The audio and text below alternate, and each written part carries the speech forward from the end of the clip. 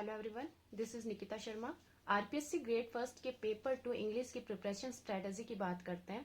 मैं RPSC grade first के paper two English की पूरी प्रिपरेशन स्ट्रेटजी अपनी बताऊंगी। इसमें से कुछ की पॉइंट्स आपको हेल्पफुल लगे तो आप इसे अपनी स्ट्रेटजी में शामिल कर सकते हैं, और जो हेल्पफुल ना लगे, कुछ की पॉइंट्स ऐसे भी होते हैं उनको आप स्किप कर सकते हैं। ठीक है। सबसे पहले तो ये किसी भी कोचिंग का, किसी भी बुक का, किसी भी व्यक्ति का, किसी भी संस्था का, किसी भी प्रकार का प्रचार प्रसार नहीं है। आपको जो उचित लगे आप वो यूज कीजिएगा। मुझे जो ठीक लगा वो मैंने किया था। ठीक है। तो जब प्रिपरेशन की बात करें तो आरपीएससी ग्रेड फर्स्ट का जो मैंने सिलेबस देखा था, तो जब मैंने फर्स्ट टाइम उसके पेपर पे उसका प्रिंट आउट लिया तो मुझे कहीं ना कहीं पहले बचपन से ही था कि हाँ मुझे इंग्लिश का लेक्चरर बनना है। तो और सर्विस भी चाहिए थी, दूसरी जगह भी हाथ पैर मार ही रहे थे और ये भी मेरे को करना ही था। मेन तो मेरा टारगेट ये था। तो जब मैंने उसका सिलेबस का प्रिंट आउट निकाला तो मुझे ये लगा कि हाँ ये सिलेबस मैं उसको कंट्रोल कर सकती हूँ, मैं उसको पढ़ सकती हूँ, मैं अपना मन लगा सकती हूँ उसमें, तो मेरे को ये करना है। जब पेपर 2 का मैंने सिलेबस डाउनलोड किया, उसमें कुछ ग्रामर थी, कुछ आप साइकोलॉजी थी, जो मेरे ही टाइम उसको पेपर 1 में शिफ्ट कर दिया गया, लेकिन वो उससे पहले की वैकेंसी तक वो पेपर 2 में थी।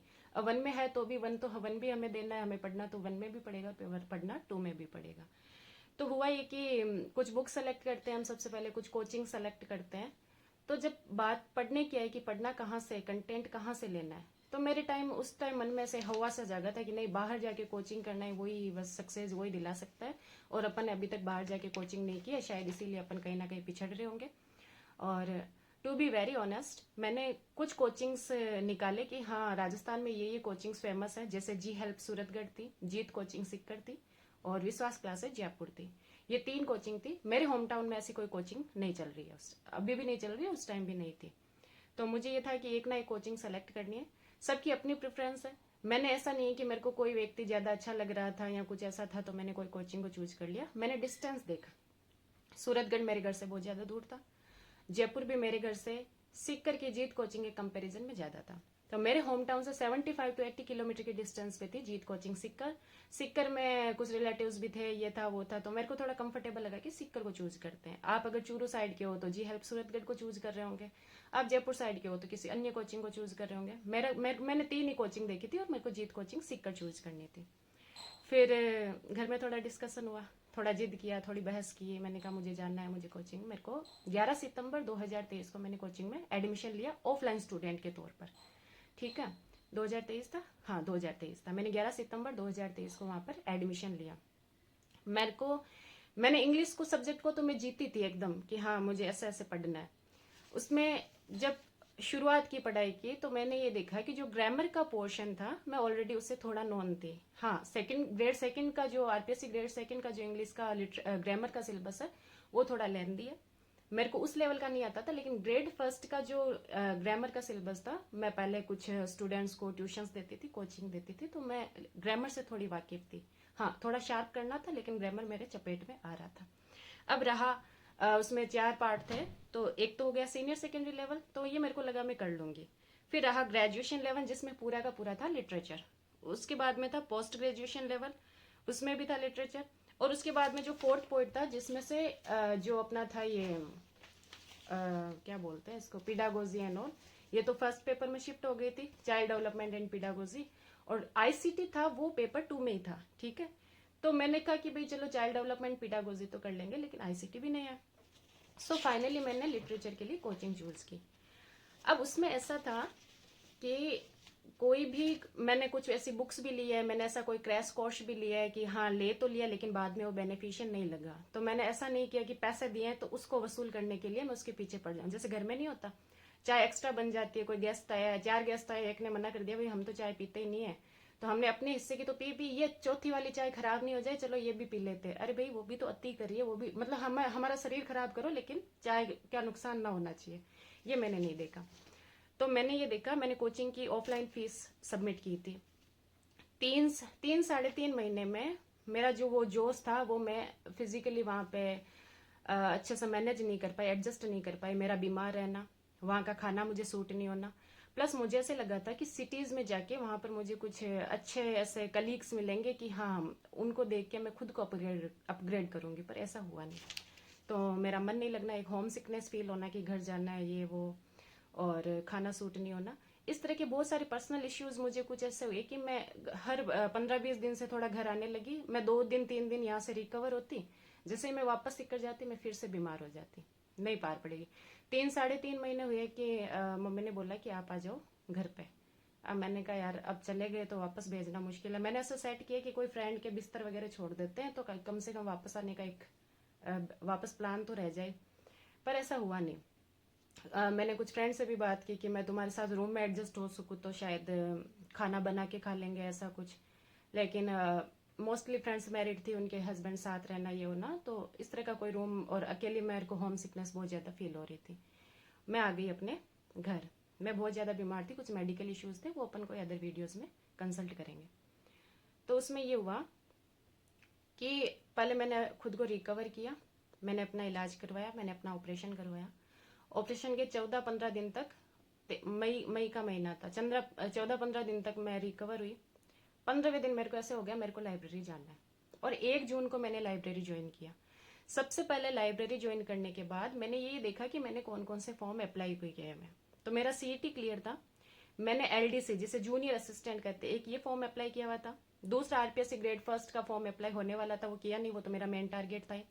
सीईटी के 2 फॉर्म थे, तो सीईटी के फॉर्म भी उस टाइम अप्लाई हुए नहीं थे, अप्लाई की डेट आने वाली थी।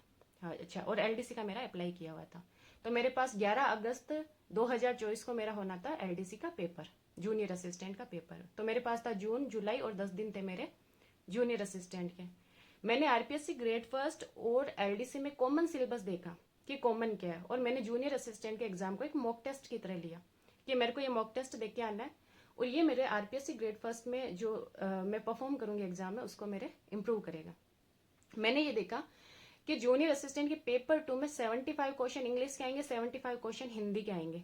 वो 75 क्वेश्चन जो इंग्लिश वाले मेरे को सीधा आरपीएससी ग्रेड फर्स्ट में हेल्प करेंगे, लेकिन हिंदी के 75 क्वेश्चंस के लिए मेरे को हिंदी भी अच्छे से पढ़नी पड़ेगी। वो मेरे को आरपीएससी ग्रेड फर्स्ट के पेपर 1 की हिंदी के 5 सवालों के लिए प्रिपेयर करेंगे, 5 या 4 सवाल आते हैं।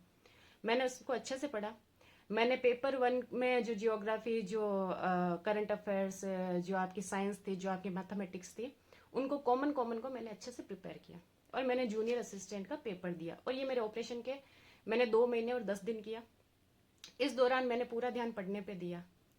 मेरा टी शर्ट लूज हुआ सा, बाल बनाने की मेरे को टाइम नहीं है, मेरे को पता नहीं मेरे बाल कैसे दिख रहे हैं, और लोअर जिसमें घुटने निकले हुए हैं, और ऐसा नहीं अफोर्ड नहीं कर सकते, ऐसा है कि मेरे को उन चीज़ों पे ध्यान देने के लिए टाइम नहीं था। मेरे हर वक्त माइंड में ये था कि सिलेबस कैसा है, क्या है, सिलेबस कवर होना चाहिए। और मैंने जूनियर असिस्टेंट का पेपर दिया पूरे जोर से। पेपर दे के निकलने के बाद मैं घर आई, उसको मैंने एनालिसिस किया, मुझे लगा कि हाँ मॉक टेस्ट अच्छा गया है। आरपीएससी ग्रेड फर्स्ट के पेपर के लिए मैंने जूनियर असिस्टेंट को एज ए मॉक टेस्ट लिया था, तो मॉक टेस्ट अच्छा गया और अपना हो जाना चाहिए, तो क्यों ना टाइपिंग स्टार्ट करें। मैंने कहा अगर नहीं हुआ तो आरपीएससी ग्रेड फर्स्ट की प्रिपरेशन बिगड़ जाएगी। मैंने टाइपिंग स्टार्ट नहीं की। मैंने आरपीएससी ग्रेड फर्स्ट के पेपर 1 और पेपर 2 को पढ़ना शुरू किया। मैंने 2 नाव में सवारी की थी, और दोनों में मैंने वो बोलते ना कैलकुलेटेड रिस्क, वो ली थी मैंने। तो पेपर 1 और पेपर 2 पहले मैंने जूनियर असिस्टेंट के लिए पढ़े थे 2 महीने 10 दिन, और फिर मैंने उसको ही बोले तो विस्तार से पढ़ना शुरू किया। तो मैंने क्या किया, ये सिलेबस था, ये आरपीएससी ग्रेड फर्स्ट का सिलेबस है। अभी आपको उल्टा दिखेगा, लेकिन ये देखो क्या हालत कर रखी है मैंने इसकी, सॉरी यहाँ गिर गया, ये देखो एकदम उल्टा दिखेगा, लेकिन मैंने कुछ इस तरह से दोनों पेपर 1 और पेपर 2 को स्टेपलर से स्टेपल करके और ऐसा लगाए थे, बेचारा फट गया ना। और मैंने इसको लाइब्रेरी में या दीवार पे कहीं चिपकाया नहीं, मेरे को प्रचार बिल्कुल नहीं करना था क्या प्रिपरेशन। मैं इसको ऐसे करके रजिस्टर के अंदर रखती थी, और जैसे जैसे पढ़ती जाती देखती जाती, आज ये पढ़ा है, आज वो पढ़ा है, उस दीवार और पे चिपकाना ऐसा कुछ मैंने किया नहीं। अब देखिए, जो ये था हमारा ग्रामर का जो है पोर्शन, सबसे पहले जब मैं ऑफलाइन स्टूडेंट्स थी तो मैंने ये देखा कि मैं सारी क्लासेस लेती थी सिर्फ इसलिए कि मैं फीस को वसूल कर सकूं। मैं अब जब सीख कर आई हूँ तो क्लासेस सारी लोग क्लासेस क्यों बंक करूं, और मैंने फीस पे किया तो मुझे तो पूरा वसूल करना है। ये एक गलत मेंटेलिटी है। तो उसमें हुआ क्या, जो ग्रामर का पोर्शन था वो बहुत लेंथी क्लासेस थी उनकी, बहुत टाइम कंज्यूमिंग थी। तो जब मैंने जूनियर असिस्टेंट की तैयारी की तो मैंने वीआईपीएम की शिवानी मैम थी, वो जूनियर असिस्टेंट एलडीसी के लिए पढ़ा रही थी, मैंने उनकी क्लासेस ली।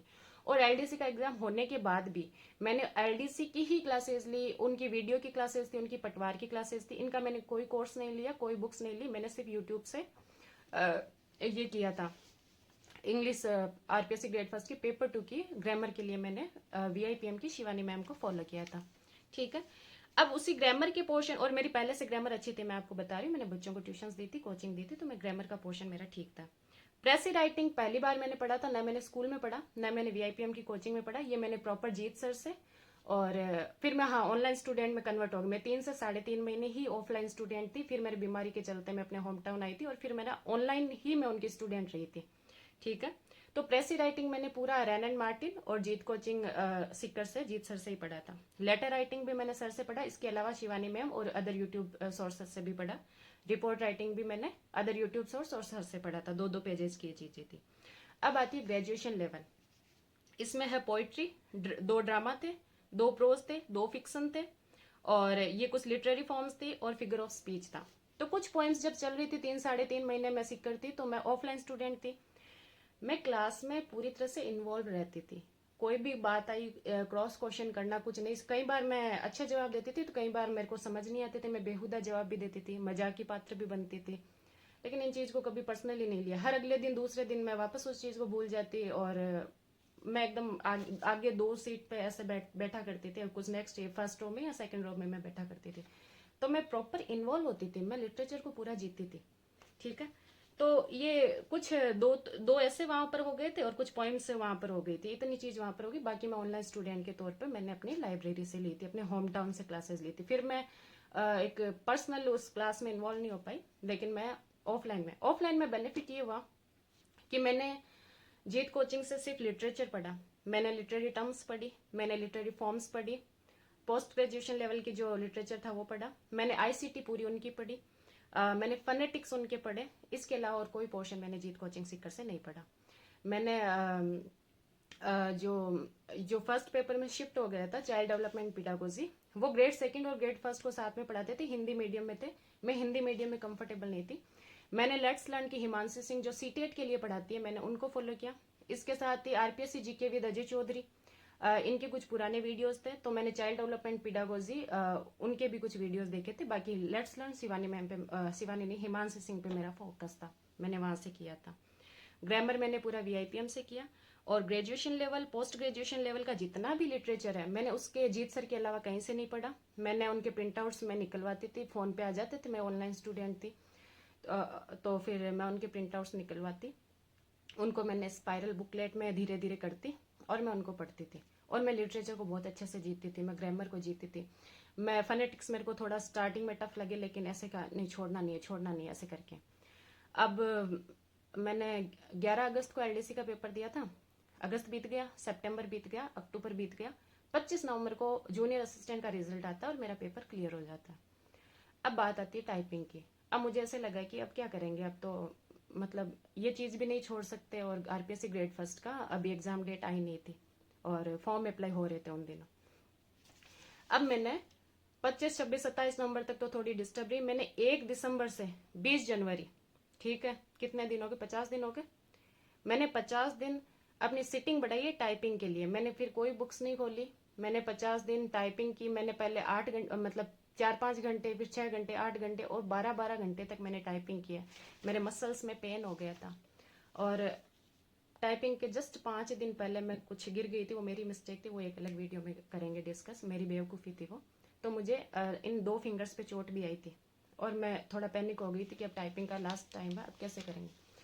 उस टाइम भी मैंने कोई फेमस कोचिंग को फॉलो नहीं किया था। मैंने, हाँ, कुछ जगह ली थी, गाइडेंस ली थी, कुछ जगह ट्रेनिंग ली थी, लेकिन उसमें भी कुछ चीज़ें मैंने अपने पर्सनल लेवल पे बहुत अच्छे से तैयार की थी। और मैंने 12-12 घंटे की, बस करना ही है। उसमें ये हुआ था कि मुझे डर था कि इतना टाइम टाइपिंग को दे रहे, मतलब एक महीना और 20 दिन दे रहे हम, तो कहीं ये ना हो जाए कि टाइपिंग में सिलेक्शन नहीं हो और अपन आरपीएससी ग्रेड फर्स्ट से भी पीछे रह जाए। डर लगता है, नेगेटिविटी मुझे भी आती थी, भाई मैं भी इंसान हूँ।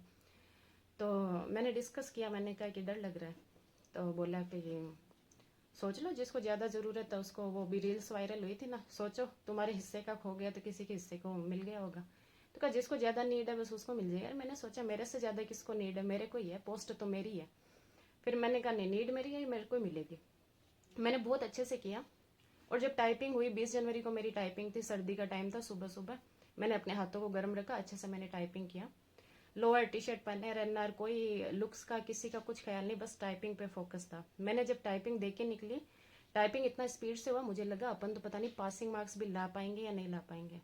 मतलब 4-5 दिन बहुत एंग्जाइटी हुई कि बीमार हो गई। आरपीएससी ग्रेड फर्स्ट से भी मैं थोड़ा डिस्टर्बेंस हुई थी। और उसके बाद मैंने फिर से दवाई वगैरह लेके इंजेक्शन वगैरह लगवा के 10-15 दिन 20 दिन में मैं रिकवर हुई। और लगभग शायद 10-15 फरवरी कुछ ऐसा टाइम आया होगा, इतना टाइम मैंने गंवा दिया फालतू भी से एक दिन। और फिर मैंने एक लाइब्रेरी ज्वाइन की। इस बार मैंने पहली वाली लाइब्रेरी ज्वाइन नहीं की, क्योंकि मैं क्वेश्चंस नहीं चाहती थी कि अच्छा क्या प्रिपेयर कर रही हो, इतने दिन बीच में कहाँ गई थी। डिस्टर्बेंस बिल्कुल नहीं, किसी से न तो मैं पर्सनल क्वेश्चंस करती थी कि भाई क्या पढ़ रहा है, कहाँ से कैसे कर रहा है, न मैं अपनी बताती थी। तो मैंने एक डिफरेंट लाइब्रेरी ज्वाइन की और आरपीएससी ग्रेड फर्स्ट की जोरों शोरों से तैयारी शुरू की। उसके बाद हुआ ये कि मार्च का महीना था, 12 मार्च थी, हाँ 12 मार्च थी। 12 मार्च हनुमान जयंती का टाइम था। मैंने पूरे दिन लाइब्रेरी में अच्छे से पढ़ा और शाम को रिजल्ट आता है मंदिर में, और मैं प्रोविजनली सेलेक्टेड थी जूनियर असिस्टेंट के लिए। ठीक है, मैं खुश थी, बहुत खुश थी। और अब इस मेरे को एक नींव मिल गई कि हाँ अब आरपीएससी ग्रेड फर्स्ट में हम कर सकते हैं। पहले मुझे ये था कि 2 नाव की सवारी करने में कहीं ऐसा नहीं हो कि मैं दोनों में चूक जाऊं। अब मेरे को ऐसे था कि हाँ प्रोविजनली सिलेक्टेड है तो एक नाव में तो अपन लगभग बैठ ही गए। ठीक है, और मेरी रिकॉर्डिंग स्टॉप हो गई, आई एम सो सॉरी। हाँ, मैं वापस करती हूँ इसको थोड़ा आगे करके। हाँ भाई, मोबाइल हीट करने लग गया था तो इस वीडियो पॉज हो गया था और लाइट भी चली गई, तो लाइट थोड़ी डिम है। मतलब पूरा वो स्ट्रगल साथ में ही होना, परीक्षा ली जा रही है मेरी अच्छे से। हाँ, तो मैं ये थी कि मेरा जूनियर असिस्टेंट में प्रोविजनली सिलेक्शन हो गया था। और मैं बहुत सारी चीज़ें मिक्स बता रही हूँ क्योंकि मैं बहुत ज़्यादा प्रो नहीं हूँ वीडियोस बनाने में। जो मेरे थॉट्स आ रहे हैं मैं उस हिसाब से फ्लो फ्लो में बताई जा रही हूँ। तो मैं प्रोविजनली सेलेक्टेड थी। तो मुझे कुछ दिन तो विश्वास नहीं हुआ कि सिलेक्शन हो गया। क्या, मेरे को ये था कि प्रोविजनली हो, लेकिन कहीं ना कहीं एक कॉन्फिडेंस था कि चलो एक नाव में अपन अच्छे से बैठ गए। इस बीच में एक बात बताना आपको भूल गई कि मैंने जब लाइब्रेरी ज्वाइन की ही थी स्टार्टिंग में, रिकवर होते ही डायरेक्ट, तो मैंने ये देखा कौन कौन से फॉर्म अपने अप्लाई के अपन एलिजिबल है, कौन कौन से करने और सेम सिलेबस वाले करने। सीटी भी ऑलमोस्ट सेम सिलेबस था, लेकिन कोई नेम में करेक्शन होने की वजह से मैंने एक तो लास्ट डे पे फॉर्म अप्लाई कर रही थी और वो नेम में करेक्शन होने की वजह से मेरा फॉर्म अप्लाई नहीं हुआ। वो थैंक गॉड, सब कुछ एकदम गॉड की प्लानिंग से चल रहा था। मैंने दो ही फॉर्म अप्लाई किए, तीसरा मेरे को सीईटी करना था और वही किसी रीजन से मेरा अप्लाई नहीं हुआ। So sorry. सो अब मेरा एलडीसी में हो चुका था। मैंने अभी किसी से ज्यादा डिस्कस नहीं किया था। हाँ, अंदर धीरे धीरे पता लग जाता है कि ये प्रोविजनली सिलेक्टेड है। अब मेरा पूरा जोर था आरपीएससी ग्रेड फर्स्ट पे। मैंने पेपर 1 और पेपर 2 दोनों को सेम फॉलो किया। फिर मार्च का महीना बीता, अप्रैल का बीता, मई में भी मैं लाइब्रेरी जाती थी। तो मैं मेरा यहाँ से 500 मीटर की डिस्टेंस पे था। मेरे पास स्कूटी थी बट मैं यूज नहीं करती थी, ताकि पूरे दिन सिटिंग के बाद क्या होता है कि पैदल चलने से थोड़ा सही बैलेंस बना रहता है। तो 1 बजे वहां से खाना खाने के लिए आना, बहुत ज्यादा धूप होना, प्लस लाइब्रेरी में लाइट चली जाना, तो घंटों कई देर तक बाहर खड़े वेट करना। फिर इन्वर्टर की भी बैटरी भी जवाब दे देती थी, तो घंटों फिर बाहर खड़े रहना। मैंने कहा यार डिस्टर्बेंस हो रहा है। और फिर लोग भी धीरे धीरे नॉन हो गए। लाइब्रेरी में क्या होना है कि एक तो न तो सामने वाले को डिस्टर्ब करना चाहिए, न डिस्टर्ब होना चाहिए। फिर धीरे धीरे मैं डिस्टर्ब होने लगी। कोई पूछने लगे काहे की प्रिपरेशन कर रहे हो, अच्छा 4 दिन के लिए नोट समय दे दो, अच्छा ये इससे कुछ नहीं आने वाला है, ये क्यों पढ़ रहे हो आप, इतना टाइम इस फला सब्जेक्ट को क्यों दे रहे हो, जीके को तो बहुत कम टाइम दे रहे हो, सिलेक्शन तो शायद ही हो। इस तरह की कुछ चीजें होने लगी थी। मैंने कहा डिस्टर्बेंस बढ़ रहा है, प्लस ये धूप घर में अप डाउन करना, तो टाइम बहुत ज्यादा कंज्यूम हो रहा है। मैंने अपने घर को चुना, उसके बाद मैंने लाइब्रेरी को छोड़ा। अलग बात है, मैं ये नहीं कह रही लाइब्रेरी चूज करो, मैं घर चूज करो, मैं ये कह रही पढ़ाई डिस्टर्ब नहीं होनी चाहिए, चाहे कुछ भी चूज करो। तो मैं घर पे आई। हाँ, घर पे मन नहीं लगा मेरा। मन ऐसा लगता था कोई तीसरी लाइब्रेरी ज्वाइन कर लेते हैं हम जाके, लेकिन नहीं, मेरे को फिर घर पे ही आना था। हाँ, मन नहीं लगा, 5-7 दिन मन नहीं लगा, लेकिन मैंने पढ़ा। एक तो देखिए, ऑफलाइन 3-3.5 महीने की कोचिंग का बेनिफिट ये हुआ कि एक तो मुझे मेरी सराउंडिंग्स का पता लगा। मुझे लगा सिटी में तो सब बहुत धुरंधर होते होंगे, मैं ही पिछड़ी हुई हूँ। तो एक तो मेरा कॉन्फिडेंस बना कि हाँ मैं भी कहीं स्टैंड करती हूँ। दूसरी चीज ये हुई कि ऑफलाइन में मैं सर से 1-to-1, ऐसे 1-on-1 ऐसे मैं कर पाती थी, डिस्कशन कर पाती थी लाइव एकदम प्रेजेंट, है ना। और ये ऑनलाइन कोचिंग में पॉसिबल नहीं होता है। इस चीज को मैं ऑनलाइन कोचिंग में मिस करती थी। ऑनलाइन कोचिंग में आने से एक तो मेरी होम सिकनेस कम हुई, मेरे को मेरी मदर की टेंशन कम हुई। हाँ, हम दोनों साथ में रहते, मैं 500 मीटर डिस्टेंस से खाना खाने घर आ जाती थी।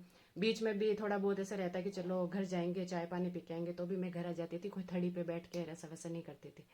तो मेरा चलने का प्लस होम सिकनेस कम हो गई, और मैं गलत संगत से बच गई। मैं यहाँ आने के बाद मैंने देखा मेरी प्रोडक्टिविटी पहले से काफ़ी ज़्यादा बढ़ गई। इसके अलावा ऑफलाइन कोचिंग में मैं क्या करती थी, मैं सारी क्लासेस लेती थी, मेरे को मतलब जो नीड नहीं है वो भी। ऑनलाइन कोचिंग में आने के बाद मेरा ध्यान पेपर 1 पर भी गया कि ये पेपर 1 भी पढ़ना है। अब पेपर 2 के लिए आप जीत सर की सारी क्लासेस नहीं ले सकते, तो कौन कौन सी लेनी कंपलसरी है? लिटरेचर लेना, लिटरेचर का एल तुम्हें नहीं आ रहा है, जीत सर की क्लासेस लेनी पड़ेगी।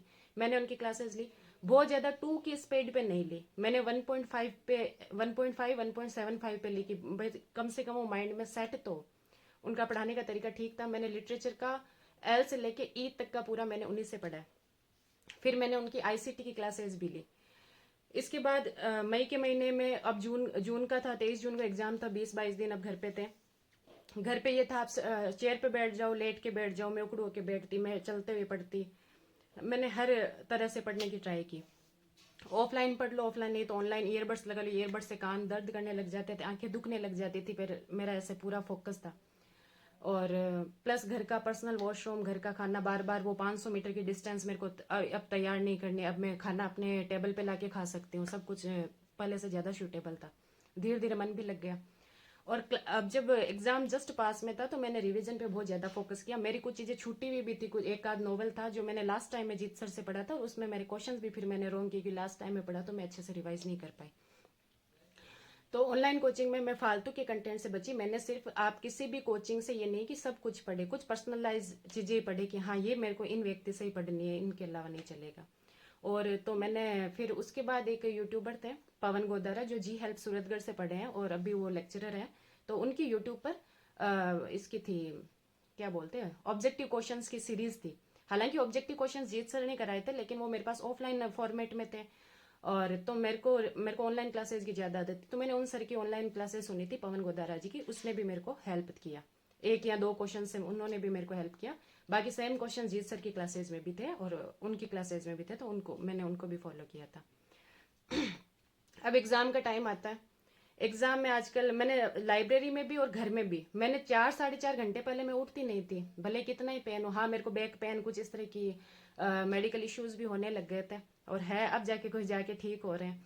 तो ये चीजें थी। मैंने जब एग्जाम दिया तो आपको 1 घंटे पहले एंट्री देते हैं, 1 घंटे के अंदर मैं वही लोअर टी शर्ट पहन के जाना, कोई भी धागा धुगा पहले से हटाओ, डिस्टर्बेंस रखो ही मत। और बहुत अच्छे हैं हमारे नेबर, बहुत अच्छे हैं, वो मुझे एग्जाम दिलवा के लाए। और इससे क्या हुआ कि मैं फालतू हर किसी के साथ नहीं गई, जिससे रास्ते में मैं फालतू डिस्कशन से बची, तो मेरे भैया मुझे एग्जाम दिलवाने लेके गए। एग्जाम हॉल में ऐसे नहीं कि भाई 9 बजे गेट बंद हो रहा है तो 9 बजने से 10 मिनट पहले एंट्री लेंगे, नहीं भाई, मैंने तो 8 बजे ही ले ली, मेरे को एग्जैक्ट टाइम नहीं पता, बता रही हूँ। और उस 1 घंटे, वो जो स्कूल थी उसका जो वो बीच में हॉल था और चारों क्लासेस रूम थी, उस एक रूम में मैं बैठी थी। मैंने पूरा फील किया कि हाँ ये स्कूल है, कुछ ऐसी मेरे को स्कूल मिलेगी। और वो मेरी फॉर्मल वाली कॉटन वाली साड़ी जो काफ़ी दिनों से मेरी बहन की थी, मैंने कब्जा कर रखा था, तो उसको अपन जॉब लगेंगे तब पहनेंगे। मैं बच्चों को प्रेयर करवा रही हूँ, ये स्कूल अपना ही है, मतलब मैंने उस चीज़ को पूरा ऐसे विजुअलाइज किया। कुछ अच्छी बातें सोची, बीच बीच में नेगेटिव थॉट्स आ रहे थे, पर मैंने महसूस किया नहीं, मेरा नहीं होगा तो किसका होगा, मैंने अच्छा पढ़ा है, सब कुछ होगा। मन में घबराहट रहती थी। लाइब्रेरी में भी भाई कभी कभी रोना ही आ जाता था कि ये क्या लाइफ है। लाइब्रेरी से घर आते जाते तो जानकार सब मिलते हो, वो कोई अलग अलग ताने देते थे सब, कोई कुछ कहता कोई कुछ कहता, क्या हुआ पढ़ाई में कमजोर हो क्या, अभी भी लाइब्रेरी जाते हो, लगता है कि हमेशा पढ़ने में ही रहोगे क्या, ये वो खाना खाते हो या नहीं खाते, दुबले पतले हो गए हो, इस तरह की कुछ बातें थी। सिलेक्शन कहाँ पढ़े होते थोड़ी है सिलेक्शन, इस तरह की बहुत सी नेगेटिव बातें थी, इस तरह की चीजें थी। बीमार रहना पहले था। तो कुछ फायदे ऑफलाइन क्लासेज के, कुछ फायदे ऑनलाइन क्लासेज के। सारे टीचर्स को भाई थैंक यू, सबका कुछ ना कुछ योगदान है, खुद की मेहनत का भी है और कुछ की पॉजिटिव एनर्जी का भी है। सो ये सब बातें थी। बाकी और बाकी चीज़ें बाद में डिस्कस करेंगे। तो मैंने थोड़ा स्ट्रैटेजी और थोड़े मिक्स से वर्ड बोल दिए, मुझे खुद को ही नहीं पता मैं क्या कंटेंट दे रही हूँ। ठीक है, आपको कुछ बेनिफिट करे तो आप यूज कीजिएगा, नहीं तो कोई बात नहीं। ठीक है, थैंक यू।